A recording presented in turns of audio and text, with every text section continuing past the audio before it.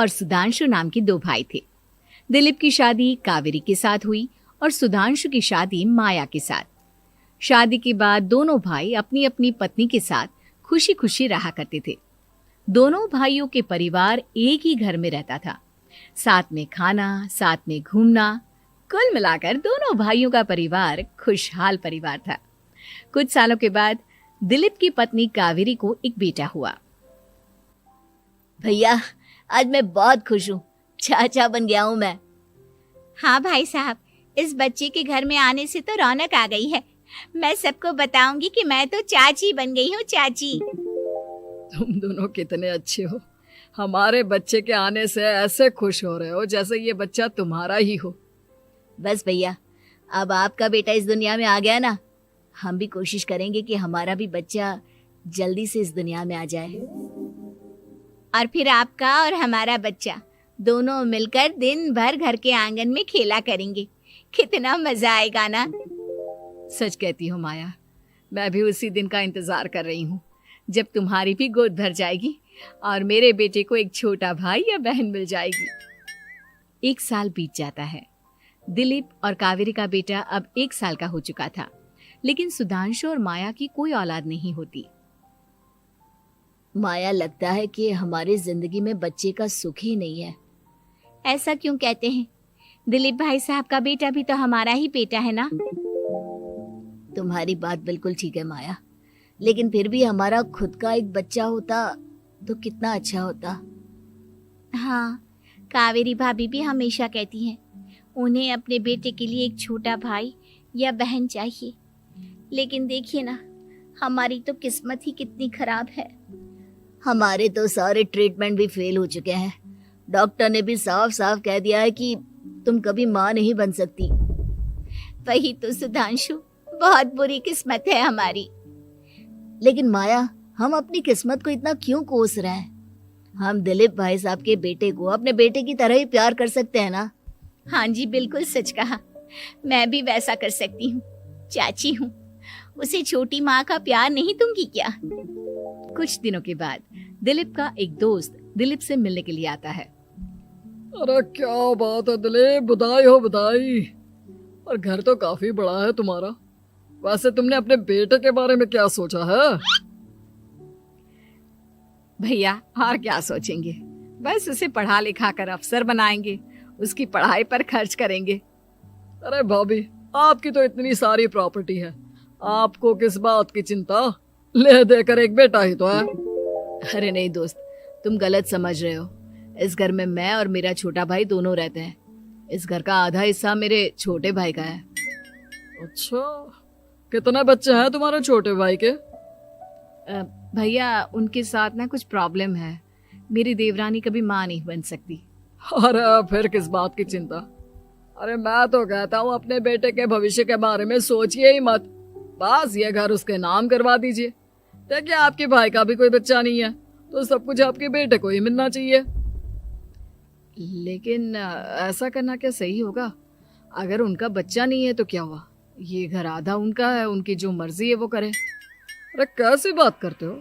उनकी कोई औलाद नहीं है, वो क्या करेंगे प्रॉपर्टी अपने नाम रखकर? हाँ, वैसे भाई साहब आपकी बात तो बिल्कुल सही है। अब जो कुछ भी है वो हमारे बेटे का ही तो है। आखिर वही तो इस घर के वंश को आगे बढ़ाएगा। मैं कल ही देवर जी से बात करती हूँ। अगले दिन सुधांशु और माया, इधर आओ। तुम दोनों से एक बहुत जरूरी बात करनी है मुझे।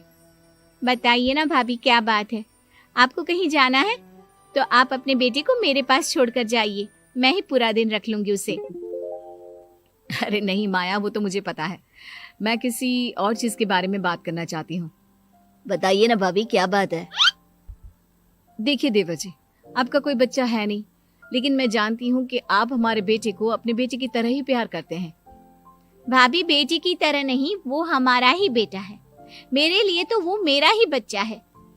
वही तो फिर क्यों ना ये सारी प्रॉपर्टी हम मेरे बेटे के नाम करवा दे, क्योंकि तुम्हारा हो या मेरा, हम सबका एक ही तो है बेटा। लेकिन भाभी, अभी तो वो सिर्फ 1 साल का है। अभी से प्रॉपर्टी उसके नाम करवाने का क्या मतलब है? देखिए देवर जी, जो काम जितना जल्दी हो जाए ना उतना अच्छा। आने वाले वक्त का क्या भरोसा। भाभी भरोसा क्यों नहीं, हम तो हमेशा आपके बेटे को माँ बाप की तरह ही प्यार करेंगे।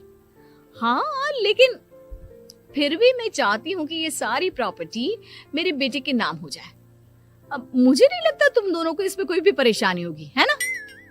भाभी वैसे तो आप जो कह रही हैं वो बहुत जल्दबाजी है, लेकिन फिर भी अगर आपको ऐसा लगता है तो ठीक है, कल ही प्रॉपर्टी के पेपर बनवा लीजिए, मैं और माया उस पर साइन कर देंगे। इस तरह से अगले दिन प्रॉपर्टी के पेपर बनवाकर सारी प्रॉपर्टी दिलीप और कावेरी के बेटे के नाम पर करवा दी जाती है। कुछ दिनों के बाद सुधांशु, सुबह सुबह ये कौन लोग आ गए हैं तुम्हारे घर पर? भैया वो ऊपर वाला कमरा खाली पड़ा था ना, सोच रहा था किराएदार रख देता हूँ। लेकिन किराएदार रखने से पहले आपने हमसे पूछा भी नहीं। भाभी इसमें आपसे पूछने वाली क्या बात थी, हमें एक ही कमरे की जरूरत थी, इसलिए सोचा दूसरा कमरा किराए पर दे देते हैं, कुछ इनकम हो जाएगी। अरे माया, ये सारी प्रॉपर्टी अब मेरे बेटे के नाम पर है और यहाँ पर जो कुछ भी होगा उसके लिए तुम्हें मेरी या दिलीप की परमिशन तो लेनी पड़ेगी ना। हाँ सुधांशु, तुम्हारी भाभी ठीक ही तो कह रही है। अब देखो, तुमने खुद अपने हाथों से ये प्रॉपर्टी हमारे बेटे के नाम की है, वह अभी बहुत छोटा है, तो इस घर से रिलेटेड सारे फैसले तुम्हें हमसे पूछ कर लेने चाहिए। भाभी हमें तो लगा था कि आप हम लोगों से बहुत प्यार करती हैं, लेकिन आप तो हमारे साथ भेदभाव करने लगी।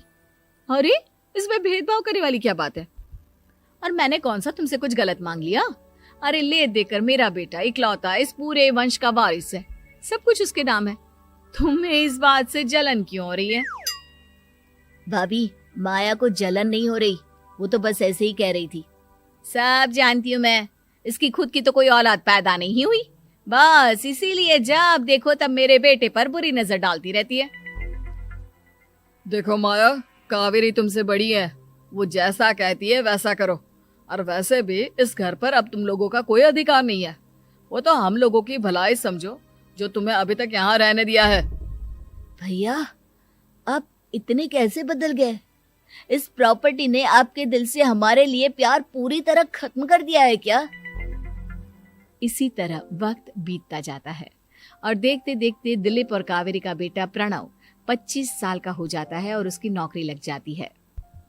पापा आज मेरा अपॉइंटमेंट लेटर आ गया है, मैंने सिंगापुर में जॉब ज्वाइन कर ली है। लेकिन प्रणव, विदेश में नौकरी करने जाने से पहले तुम्हें कम से कम अपने मम्मी पापा से एक बार पूछना चाहिए था ना। इसमें पूछने वाली क्या बात है माँ, मैं सिंगापुर जाकर जॉब करना चाहता हूँ तो करना चाहता हूँ। देखो प्रणव, हमने तुम्हारे लिए इतनी सारी प्रॉपर्टी यहाँ पर रखी हुई है, उन सब का क्या होगा? यहाँ रहो, बिजनेस करो। सॉरी पापा, मैं यहाँ रहकर कोई बिजनेस नहीं करने वाला, और ये जितनी भी प्रॉपर्टी आपने मेरे लिए संभाल कर रखी है ना, ऐसे ही किसी को दान में दे दीजिए, क्योंकि मैं सिंगापुर से वापस इंडिया आकर कभी नहीं रहने वाला। दिमाग खराब हो गया है तेरा, जानता नहीं तेरी वजह से हमने तेरे चाचा चाची से लड़ाई करके पूरा घर तेरे नाम करवा दिया था। हाँ तो ऐसा करने से पहले आपको सोचना चाहिए था ना। और मम्मा, मैं तो वैसे भी उस वक्त 1 साल का था, मेरा इस मैटर से कोई लेना देना नहीं है। कैसी बात कर रहा है ये लड़का? अरे तेरी वजह से अपने छोटे भाई से दुश्मनी लेकर बैठा हूं मैंने तो उसे घर से भी निकाल दिया। जानता नहीं तू, बाजू वाले घर में एक छोटा सा कमरा किराए पर लेकर रहते हैं तेरे चाचा चाची, और ये सब मैंने तेरे लिए किया। देखिए पापा, आपने जो कुछ भी किया अपने लिए किया। मैंने आपसे कब कहा था कि मुझे ये प्रॉपर्टी और घर चाहिए? और वैसे भी अपने भाई के साथ इस तरह का बिहेव करके आपने कोई अच्छा काम तो किया नहीं। तू सही कह रहा है बेटा, हमने तेरे चक्कर में अपने छोटे भाई जैसे देवर और बहन जैसी देवरानी को इस घर से निकाल दिया। बहुत बड़ी गलती हो गई मुझसे। ठीक है मॉम, तो अब आप अपनी गलती सुधारो, लेकिन मुझे तो फॉरेन जाना है, मैं वहीं जाऊंगा। अब आगे क्या करना है ये आपका डिसीजन है। और प्रणव सिंगापुर जॉब करने के लिए चला जाता है। कुछ दिनों के बाद जब दिलीप और कावेरी को अपनी गलती का एहसास होता है तो वो सुधांशु के घर पहुंचती है। सुधांशु, माया, हमें माफ कर दो, हमसे बहुत बड़ी गलती हो गई। क्या हुआ भाभी? आज इतने सालों के बाद अब हम गरीब लोगों के घर क्या करने आई हैं? भाभी, हमने तो खुशी खुशी अपने भतीजे को सब कुछ दे दिया, अब हमारे पास कुछ भी नहीं बचा है। भाई मुझसे बहुत बड़ी गलती हो गई, जो तेरे जैसे भाई को मैंने प्रॉपर्टी के चक्कर में घर से निकाला, और जिसके लिए मैंने ये सब कुछ किया वो खुद ही विदेश चला गया। भैया भाभी, जिस बेटे के लिए आपने हम लोगों को इतनी तकलीफ दी, आपस के प्यार को बिगाड़ा, जब वही आपसे दूर चला गया तो आपको इस बात का एहसास हुआ। लेकिन माफ कीजिए, अब हम आपके साथ रहने के लिए उस घर में नहीं आ सकते।